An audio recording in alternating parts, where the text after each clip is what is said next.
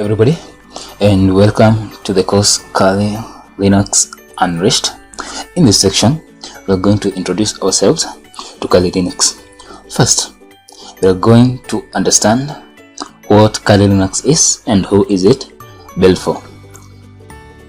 Then from there, we'll see a bit of history about Kali Linux, where it came from and how it came to existence. The next thing we'll look at is where and how Kali is used.